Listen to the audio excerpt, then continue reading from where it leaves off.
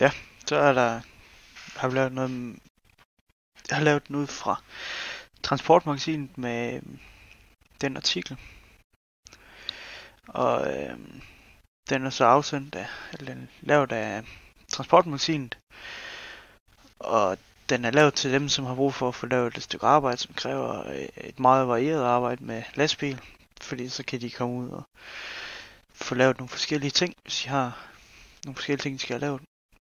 Og de vil gerne fortælle om virksomhed, som der kan lidt af hvert, og kan lave mange ting for sin kunde, lave mange forskellige ting.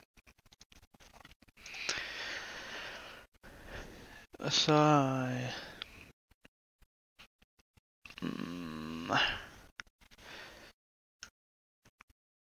den er lavet om vognmandsfirma, som der kan lave mange forskellige ting. Og det er et vognmandsfirma, som ligger nord for Aalborg. Og det er ham, der har vognmandsfirma, han er uddannet kantmærk og i organisation og strategi. Altså det er ikke bare fordi han har valgt vejen som vognmand. Han ligesom bestemt, at det var det, han skulle, men så havde han en ekstra sikkerhed i at have en højere uddannelse.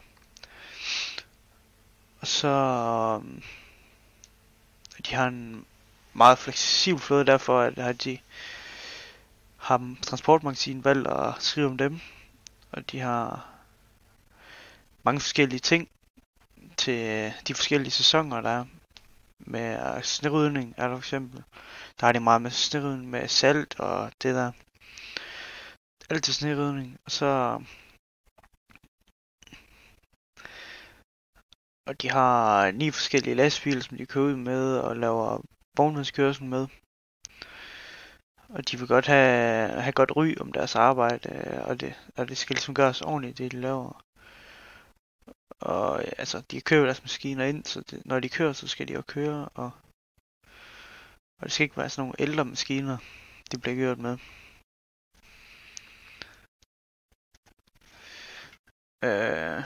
Den handler om vognfirma, der har købt en ny lastbil til at være mere fleksibel,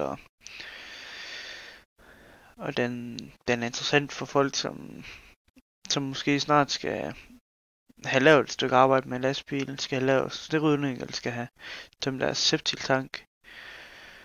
Og det kunne jo være, at man tænkte, at det kunne være, at man en dag skulle tømme sin septiltank, eller man skulle have lavet et entreprenørarbejde, eller have flyttet noget jord, eller have saltet eller ryddet sne.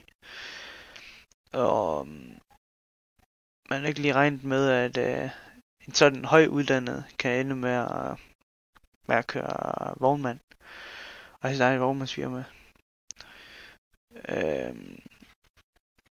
Og konflikten i artiklen, det er jo meget, at han tog en høj uddannelse for at være sikker på, hvis nu firmaet der det fik meget modgang, og det ikke gik så godt, så havde han noget andet, der faldt tilbage på. Og så havde han i uddannelsen, men han vil hellere, at det skal være, at han vil hellere køre vognmand, end han vil det andet der. Så det var min analyse.